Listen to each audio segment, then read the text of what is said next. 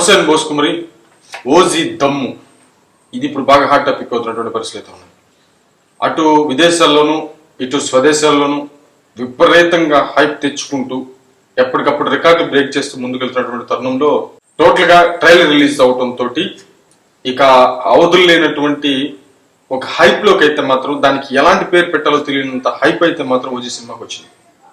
మామూలుగా మన అందరికీ తెలుసు, డే 1 నుంచి అంటే ఓజీ పోస్టర్ నుంచి అంటే టైటిల్ అనౌన్స్మెంట్ దగ్గర నుంచి నిన్న జరిగినటువంటి ఈవెంట్ వరకు కూడా విపరీతమైన హైప్ వచ్చినటువంటి సినిమా. ప్రతి విషయంలోనూ జాగ్రత్త తీసుకుంటూ ఖర్చుకు ఏమాత్రం వెనకాడకుండా పవన్ కళ్యాణ్ గారికి రాజకీయాల్లో బిజీగా ఉన్నా కూడా దానికి టైం కేటాయించి అన్ని జాగ్రత్తలు తీసుకుంటూ సుజిత్ ప్రాణం పెట్టి సినిమా చేసాడని చెప్పడంలో ఎటువంటి అసలు. సినిమా రిలీజ్ అయిన తర్వాత వాట్ ఇస్ వాట్ అని తెలుస్తుంది, కానీ ఒక రకంగా చెప్పాలంటే ఫస్ట్ రోజే విపరీతమైనటువంటి హైప్, విపరీతమైనటువంటి రికార్డ్ బ్రేక్ అయ్యేటువంటి అవకాశాలు అయితే క్లియర్ గా తెలుస్తున్నాయి. అంటే టోటల్ గా పవన్ కళ్యాణ్ గారు ఫ్యాన్స్ ఓజీ టోటల్ దమ్ ఏంటో 25వ తారీఖున ఖచ్చితంగా తెలుస్తుంది. ట్రైలర్ రిలీజ్ అయింది, అద్భుతంగా కట్ చేశారు. కాకపోతే నేను ట్రైలర్ లో గమనించింది ఏంటంటే స్టంట్స్. పవన్ కళ్యాణ్ గారి విషయంలో ఫ్యాన్స్ ఎక్కువగా ఉపయోగపడేది ఏంటంటే స్టైలిష్ స్టంట్స్. మీకు నేను దాని గురించి ఎగ్జాంపుల్ చెప్పాలంటే, మీరు అత్తారింటి దారి సినిమా చూస్తుంటే దాంట్లో ఒక షాపింగ్ మాల్లో పవన్ కళ్యాణ్ గారు ఉంటారు. ఒక వస్తుంటే మ్యూజిక్ డ్రమ్ వాయిస్తూ ఉంటే ఆ మ్యూజిక్ డ్రమ్ తీసుకొని ఇట్ట పెట్టి కొడతాడు.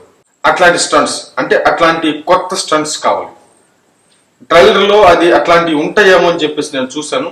ఒక చోట మాత్రం ఉంది, కత్తిని తిప్పి ఇట్లాగా అనేటువంటిది ఉంది. నాకు ఆ ఒక్కటి అట్లాంటి ఇంకో 2-3 పడింటే బాగుంది అనిపించింది. ప్లస్ ఇంకొకటి ఏంటంటే ట్రైలర్ లో పవన్ కళ్యాణ్ గారు, నేను చెప్తున్నాను, పవన్ కళ్యాణ్ గారు ఎక్కువగా ఎందుకు ఇష్టపడతారు అంటే పవన్ కళ్యాణ్ గారి విషయంలో ఆయన చేసేటువంటి కామెడీ టైమింగ్, అంటే మాట్లాడేటువంటి తీరు చాలా కొత్తగాను చాలా వినబుద్ధిగా ఒక యూనిక్ గా ఉంటది.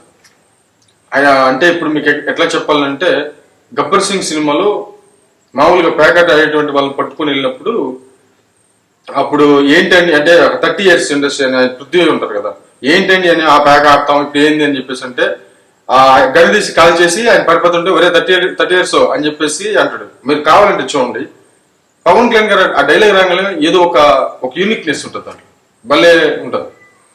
అట్లాగే శృతి హాసన్ గారు వస్తారు, వెళ్ళిన తర్వాత అంటే తప్పి ఆయన మీద పడిపోతారు, ఆయన పట్టుకుంటారు. ఇట్లా పట్టుకున్న తర్వాత ఆమెతో మాట్లాడేటువంటి డైలాగులు కూడా భలే యూనిక్ గా ఉంటాయి. బయటకు వచ్చిన తర్వాత సరే నన్ను పట్టుకున్నారని చెప్పేసి కానిస్టేబుల్ అడిగితే ఆ పట్టుకున్నారని చెప్పేసి గట్టిగా పట్టుకున్నారని చెప్తాడు. సరే వదిలేశారని చంపేస్తానరే అని చెప్పేసి అంటాడు. అంటే అట్లాంటి ఆయన మాట్లాడే దాంట్లో ఆ యూనిక్నెస్ ఉంటుంది. అట్లాంటి డైలాగ్స్ చాలా బాగుంటాయి పవన్ కళ్యాణ్ గారు, చాలా బాగుంటాయి. అది ఏ హీరో కూడా చేయగలిగినటువంటి విధానం కాదు, ఎవరు చేయలేరు. ఆయనకి మాత్రం సూట్ అవుతాయి. ప్లస్ ఫైట్ చేసేటప్పుడు స్టంట్లు ఖుషీ సినిమాలో అయితే బోల్డ్ ఉంటాయి. ఖుషీ సినిమాలో ప్రతి ఫైట్ లో కూడా ఐకానిక్ ఒక షాట్, ఒక స్టంట్ ఉంటుంది కంపల్సరీ. అవి చాలా మందికి పవన్ కళ్యాణ్ గారి సైడ్ ఆకర్షితులు అవడానికి, ఆయన సినిమాలు ఆయన త్వరగా సూపర్ అంటే ఒక పవర్ స్టార్ లాగా అయిపోవడానికి అవి చాలా కారణం అవుతాయి. మీరు కావాలంటే తమ్ముడు సినిమాలో ఫైట్ అప్పుడు లాస్ట్ లో పైకి లేసి 2 కాళ్ళతో కొట్టాడు. అది అంతవరకు ఎవరు చూడలేదు, అంతకుముందు ఎవరు ఏ హీరో చేసింది కూడా ఎవరు చూడలేదు. అట్లాగా పవన్ కళ్యాణ్ గారు చేసేటువంటి స్టంట్స్ లో కొత్తదనం, ఒక యూనిక్నెస్ కోరుకుంటా. అంటే ఆ యూనిక్నెస్ అది పవన్ కళ్యాణ్ గారికి నప్పుద్ది అంటే ఆయనకే సూట్ అవుతుంది, ఇంకెవరికి సూట్ అవ్వదు. మీకు ఇంకా చెప్పాలంటే గబ్బర్ సింగ్ లో ఉన్నాయి. ప్లస్ బాలు సినిమాలో కూడా ఇట్లాగా 2 చేతులు ఇట్లా పెట్టి ఇట్లా కొడతాడు, గొంతు మీద కొడతాడు. అట్లాంటి అంటే ఒక రకంగా చెప్పాలంటే ఆయన ఒక ఫైట్ చేసేటువంటి తీరు ఆ మార్షల్ ఆర్ట్స్ కి దగ్గరగా ఉంటుంది. ఇప్పుడు ఒక చైనీస్ కత్తితోటి అంటే జపనీస్ కత్తితోటి ఆయన చేసేటువంటి స్టంట్స్ మామూలుగా ఖుషీలో మనం చూసాం. తర్వాత మనం చూసింది ఎక్కడంటే జల్సా సినిమా లాస్ట్ ఫైట్ లో చూసాం.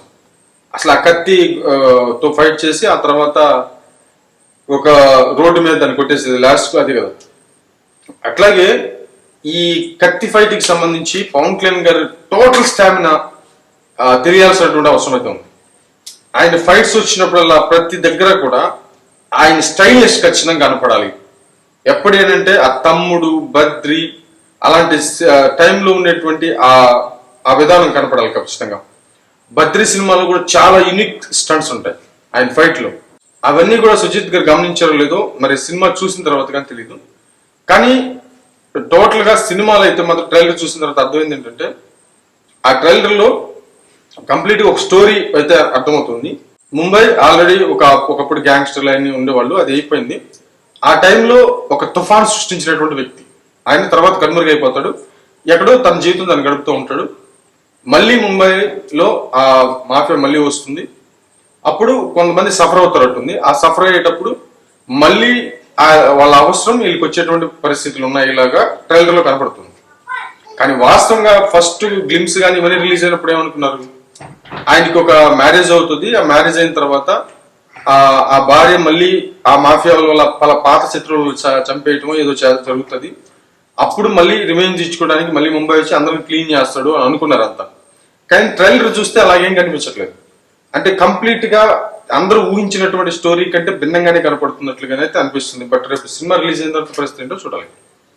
ఏమైనా నేను చెప్పగలిగేది ఒకటే, రిలీజ్ అయినటువంటి ఈ ట్రైలర్ లో ఒకే ఒక్క యూనిక్ స్టంట్ ఉంది.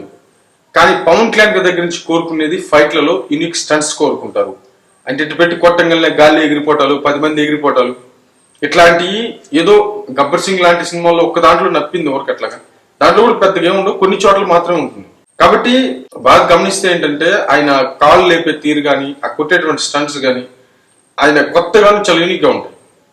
ప్లస్ కత్తి పెట్టారు. పవన్ కళ్యాణ్ గారికి బాగా ఎవరు కూడా కత్తి అంత బాగా ఎవరు తప్పలేరు. మరి అలాంటి స్టంట్స్ ఏమన్నా చేయించారా లేదా చూడాలి. ప్రతి ఫైట్ లో కూడా ఒక యూనిక్ స్టంట్ కానీ పెట్టి కానీ ఉన్నట్టు ఉంటే ఇక అల్టిమేట్ అవుతుంది నాకు తెలిసినంత వరకు. బట్ చూద్దాం.